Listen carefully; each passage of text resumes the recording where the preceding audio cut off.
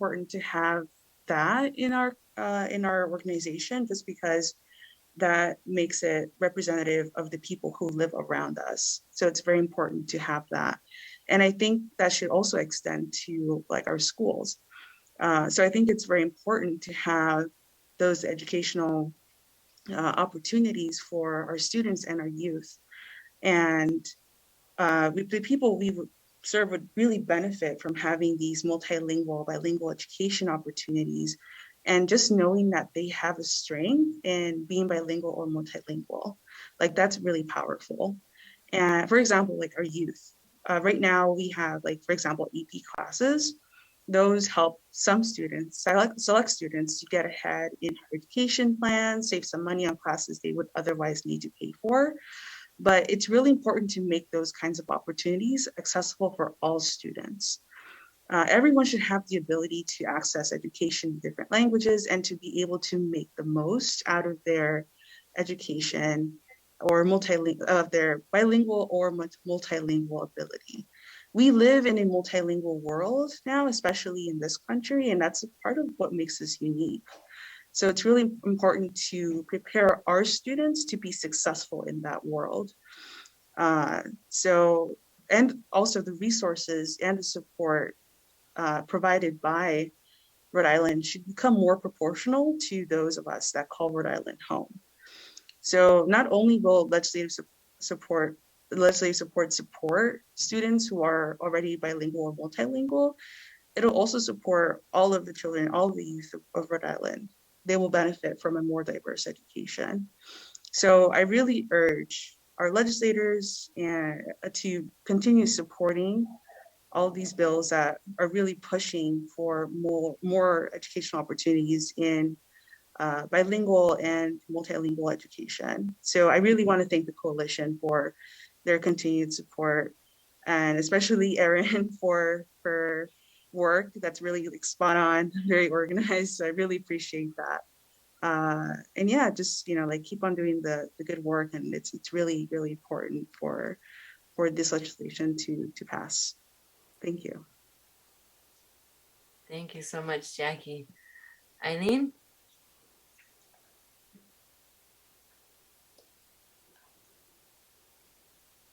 Yeah, good morning, everybody. I'm so glad to be part of this coalition and to be part of this meeting today. My name is Aline Binyungu. I'm originally from the Congo in Central Africa, and I work as an executive director and co-founder of Women's Refugee Care. We assist the refugees from Africa, especially from 3 countries, the Congo, where I am from myself, Rwanda and Burundi. Our main languages are Swahili in the Congo and French. So we speak more than 2 languages. And some of the kids speaks the language from where they were born in different refugee camps. The background of those children is heavy and full of trauma before they came to the US. So you will understand that the lack of communication, the lack of English is making them more vulnerable when they are here. So I will really support the coalition, and I was dreaming to find a space one day to express this big issue and challenge. So myself, the way I learned French, which was my like 3rd language, because I have my like ethnic language, my parents' language. So I learned French from elementary school, little by little, from the middle school, then the high school, it was only French, and the university, French. I grown up in the Congo. I did my professional life over there. It was easy because we went with our native language plus the language from the colony, the Belgium. We were colonized by the Belgium. Yeah, and it's a big issue. Our kids are not like focused. They don't feel like they can succeed because of the English. It takes years for somebody to speak a new language. Myself, until today, I'm 7 years in the US. I always try to find my words. I always Google to try to understand what I want to say, what I want to do in a new language, which is English. So I really thank Erin, Papa, and all the coalition, and I will please ask the legislator to please sign this bill because the US is diverse, which is making it stronger. We need our voice to be heard too.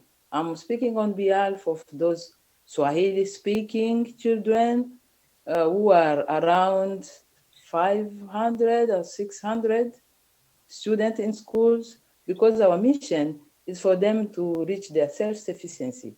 So and the education is the best gift ever we can give to our children because they are our future. So please try to see how we can have their languages a little bit insert in the education in Providence, especially when where we are working in public schools, and see people want to drop. The parents, they don't speak the language. The children, they don't understand.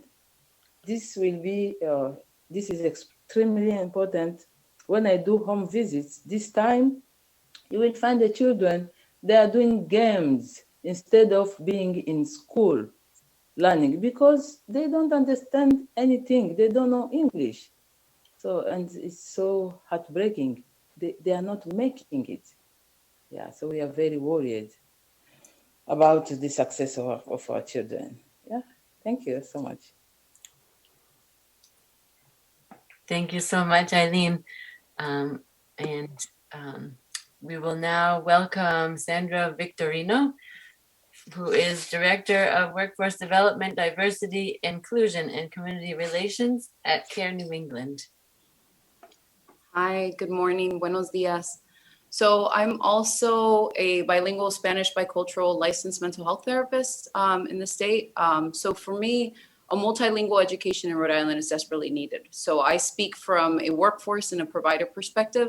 I see the lack of investment and sustainable practices firsthand. We have a lack of resources within our healthcare systems.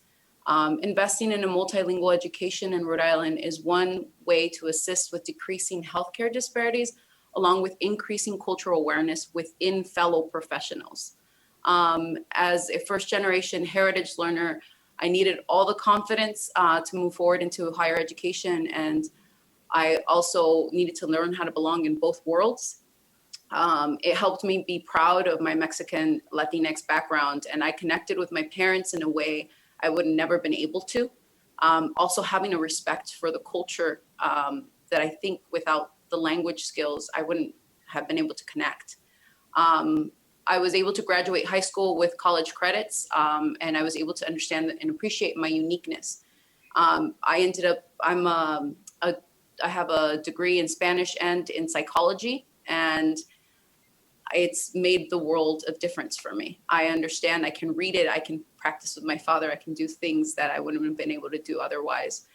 So I encourage the ongoing support, and thank you, Erin, for all your work and bringing me on. I really appreciate being in this space.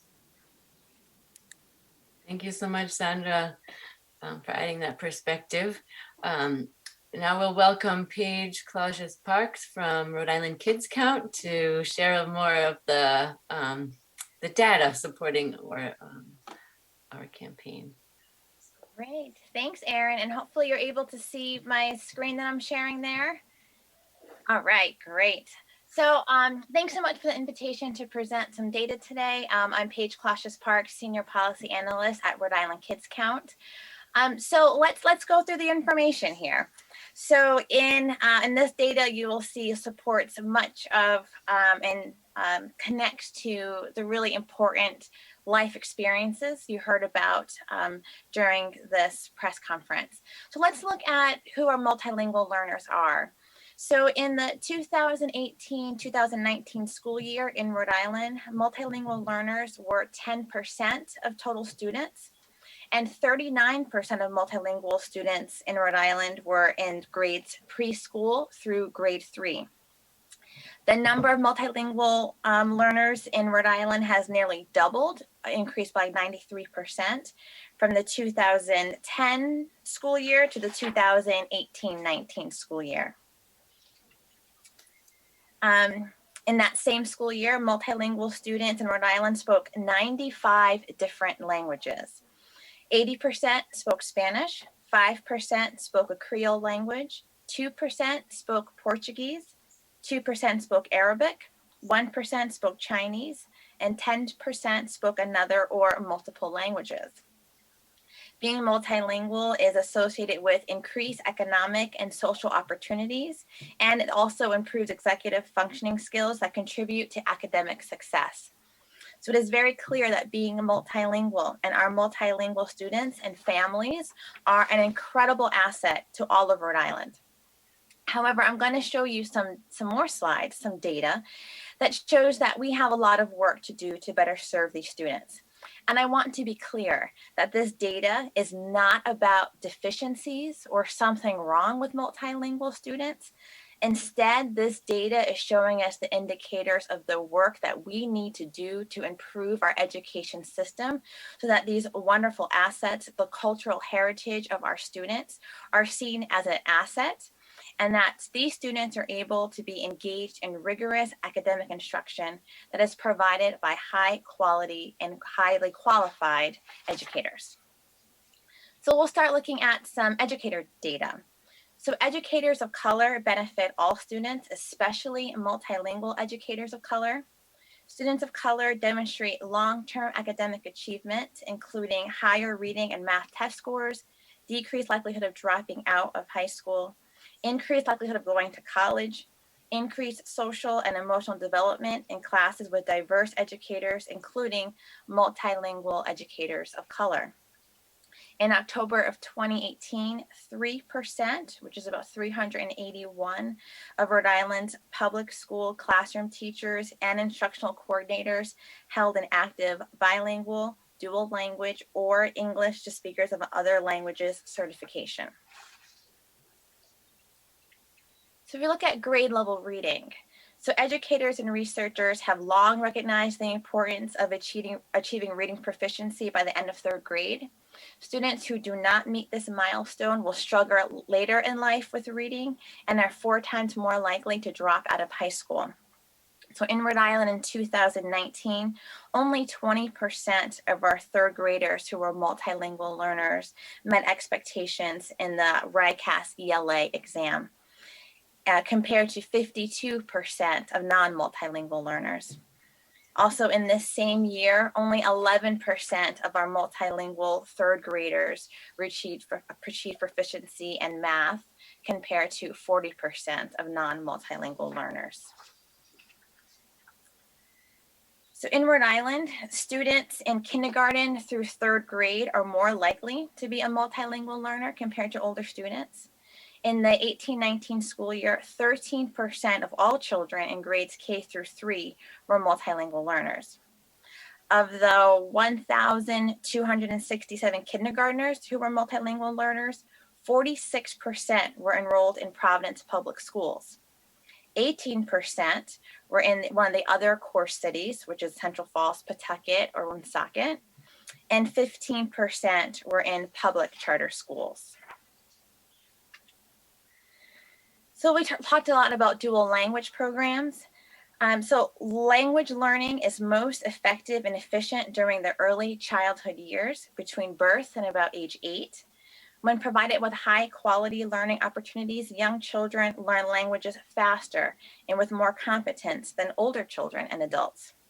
Highly qualified bilingual education starting in the early grades or in preschool effectively promotes English language acquisition and proficiency while also building proficiency in a child's native language. Dual language programs can significantly improve English reading proficiency, increase likelihood of going to college, and improve economic outcomes for multilingual learners. So during the 2018-19 school year, there were bilingual and two-way dual language programs in Central Falls, Pawtucket, Providence, and South Kingston school districts, and the Rhode Island School for the Deaf and the International Charter School. So we look at advanced coursework. Many students, especially multilingual learners, face barriers to college and enrollment and success. Improving access and exposure to advanced coursework, including AP courses and concurrent enrollment, can help address these barriers.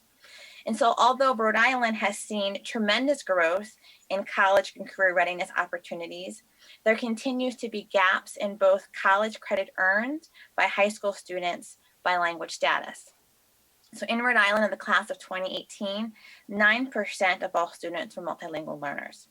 In the same class, 24% of students, just over 2,500 students, participated in an concurrent enrollment course.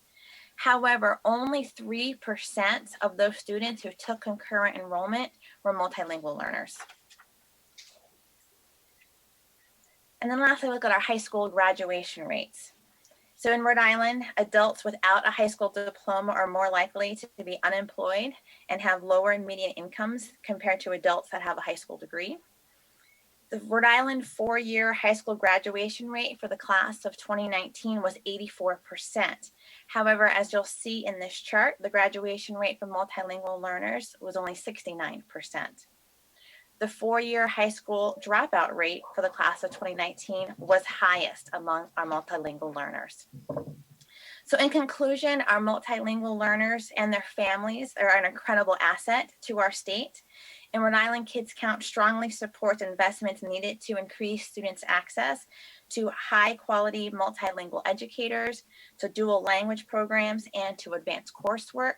We're really excited to be testifying tonight in the House Finance Committee. We'll be back again for the House Education Committee, and then we'll be back again when those bills are heard in the Senate. And we hope that you all will join us. Thank you so much for this opportunity to the coalition, and Aaron, thanks for all your hard work. Thank you so much, Paige, for sharing all that data to help support our work. And I'd like to now welcome Howie Berman and Amanda Seawald from our national organizations. Howie is the Executive Director of ACTFL, the Professional Organization of Language Educators, and Amanda is the President of the Joint National Committee on Languages and National Council on Languages and International Studies. I think I got it right. It's a long acronym. Thank you so much, Erin. Thanks, We're thrilled to be Erin, here. for having us. Thank you. I think Amanda's going to bring up a quick slide. As Erin said, I'm Howie Berman. I'm the Executive Director of ACTFL. We're a 14,000 member organization made up of pre-K through 20 language educators across the US and around the globe. Our mission is to provide vision, leadership, and support for quality teaching and learning of languages. I do want to thank Erin and the coalition for their phenomenal work that they have done in Rhode Island, ensuring that multilingual opportunities in the state are really not only maintained, but expanded. You know, I love hearing the testimonials from parents and community leaders so that we know firsthand the life-changing effects dual language and world language programs are having on our learners in Rhode Island. And while I recognize that school districts are facing several challenges today, now is the time for our decision makers to be bold and consider forward-thinking policies that positively affect the future of Rhode Island students, their families, and local communities. And one of the ways we can do that is by establishing clear priorities at the state level with defined leadership focused on world language and dual language. And that's why legislation like the World Language and Dual Language Immersion Act, for example, is so critical. So RIDE can get that critical funding for world language and dual language immersion specialists at the state level to provide technical assistance, oversee data collection, program pilot implementation, staff development, and so much more. Amanda. Thank you, Howie. And also I want to echo what Howie said. Erin, just incredible work here. I just need to say that as an advocate myself for so many years here in the state of New Jersey, I want to thank you for what you're doing, because what all of you as legislators in Rhode Island are doing is setting a model for every other state. And at JNCL Nicholas, we focus on language policy advocacy. We are a group of a national network of a coalition of organizations, institutes, and companies that are all focused on language, and over 300,000 members in total. And that's really all of us focused on language. And the work that you're doing here in Rhode Island, which is also close to my heart because my mother's entire family is from Rhode Island, so I grew up being there a lot. So seeing what Rhode Island is doing to lead on this is so meaningful. And I just want to continue with what Howie was talking about, because the legislation that you're proposing also will provide that overarching coordination that is so necessary to get state seal of biliteracy programs to truly be able to grow the quality programs that they need to have in order for students to achieve and be recognized. And when I say that, what I can say is that statewide programs for the seal of biliteracy that have that oversight, that have that consistency, often help our programs across the state develop better quality programs in world language education and dual language education. It kind of forces the issue. It really makes everyone reflect and improve what their instruction looks like. It's also an essential way to increase a way to recognize the asset of multilingualism, as the incredible parents discussed, in your students, really giving them that feeling of pride as they move forward in their learning. And the next thing is that this also enhances educational models. And I think that your legislation to provide opportunities for changing certification, for improving certification, for growing opportunities for all teachers also has an impact on the way that these educational models can grow and develop to meet the needs of multilingual students and heritage speakers. I have seen firsthand as a dual language educator myself when I started my career, and as well as working with programs in other states, the impact on heritage learners as well as multilingual learners across every district when they're involved in a dual language program from an early age. When I see the way that their faces light up at the understanding that they can function in both languages simultaneously or at different times, whatever the content is, this is really what is incredible, is the ability to go from one language to another and use it in a meaningful way. And that's really what dual language education is about. It's not about exiting out at all. It is the opposite. It's about simultaneous literacy development into more than one language. So then also just want to talk about how this helps us define that K through 12 articulation for world language and dual language programs, meaning that the pathway is clear and consistent. And one of the challenges that many states face, or many programs face, when the state doesn't support it the way that Rhode Island is looking to support dual language programs and world language programs, is that it doesn't maintain that articulation and doesn't grow a pathway that provides all students an equitable opportunity to learn. What the legislation, all of the legislation that you're proposing, will allow for that to grow, will allow for this concept of articulation where the students start when they're young and they grow with the language, whether it's in a world language program or a dual language program, will provide them with the skills that they need and the experiences that they need to maintain that biliteracy, which of course I know Howie's going to talk in a minute about why that is so important. So I just want to thank you, and I want to thank you for inviting us here, and turn it over to Howie to talk a little bit more about how doing this in a global economy is the most important thing we can do. Thanks, Amanda. So as Amanda said, I just want to finish by saying that, by passing this bold agenda put forth by the coalition, I think the state has a fantastic opportunity to engage learners in experiences that will build lifelong skills that prepare them to compete in the global economy. In 2019, ACTFL released a report called Making Languages Our Business, Addressing Foreign Language Demand Among US-Based Employers. And I'll put a link to it in the chat.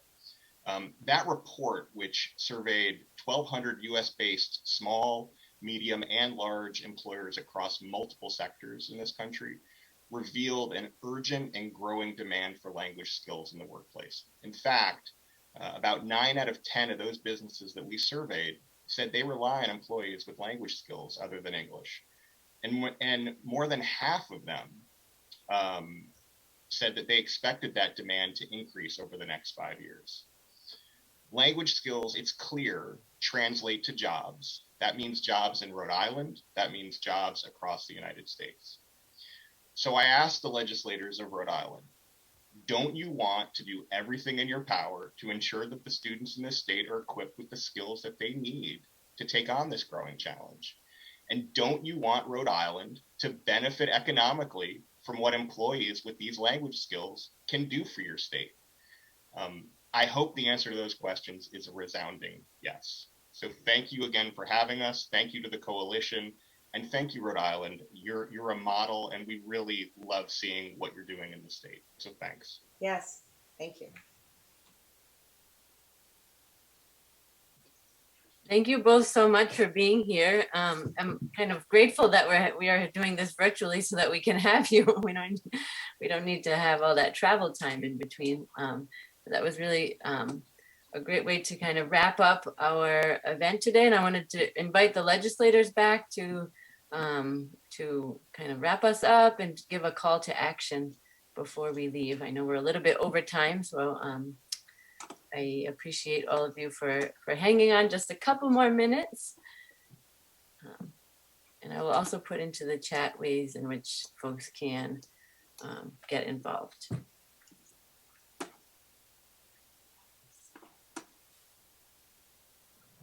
Yeah, well, hello everyone. I just want, as we close, I just want to, again, cannot overestimate how important your advocacy is. Every time parents show up, every time our youth shows up, engaged community members show up to support these types of bills, to support these types of investments, that is how we build the grassroots support to ensure that when we're developing the state budget, when we're passing the state budget, when we're passing bills, that multilingual education is at the forefront as one of our academic priorities in order to ensure that all of our students, all of our families, and our youth have the opportunities for socioeconomic mobility.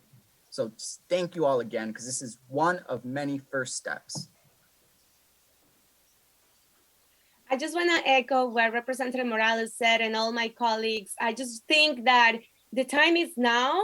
We are a very diverse state, and we need to make sure that your call to action is heard. And I want to make sure that you know that we are here to do this work together.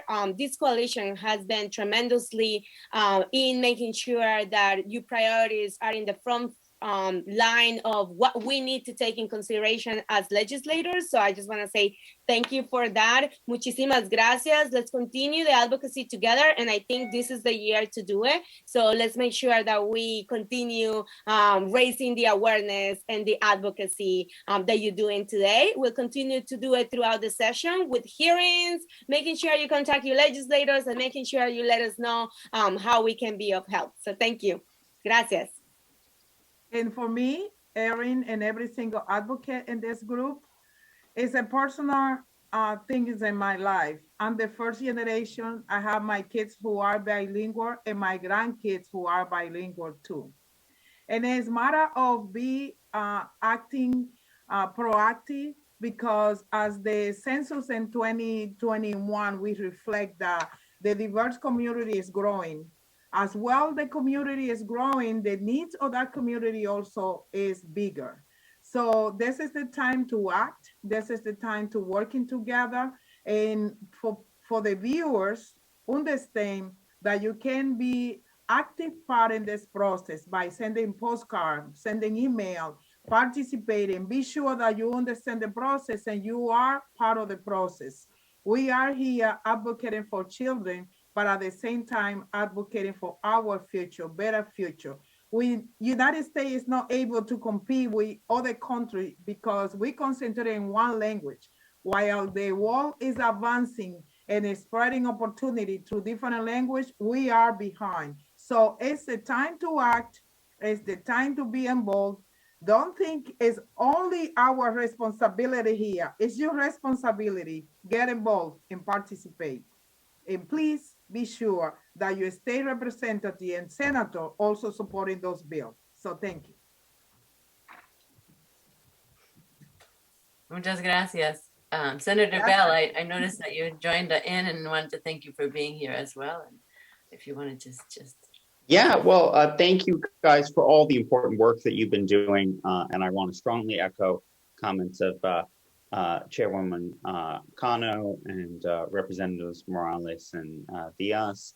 And we need to make this the year when we get it done. These are such important investments in the future of education in our state. And I really hope this will be the year. It's It's long overdue, and this is such an important set of initiatives that we need to get done. There's a lot more work to do to invest in multilingual learning, but these initiatives are so important. We can do them this year. I really hope we do them, and I'm really optimistic. So that's what I wanted to say, and thank you all for all the hard work you do. And you guys are awesome, and our students desperately need these initiatives. Thank you. Thank you, Senator Bell. Thank you, Representative Diaz and Representative Morales and Chair Cano for being here. And I think Senator Chacon is still there on his phone, so thank you as well. Oh, there you are. I'm still here. All right. I think we had a good press conference. I'm a little displeased with the commissioner not having someone from her office come in and speak to us today. I think our legislators have the ability that if the Department of Education is not willing to allocate the funds necessary, the $200,000, that we can take care of that in the legislation as the budget comes out for that department.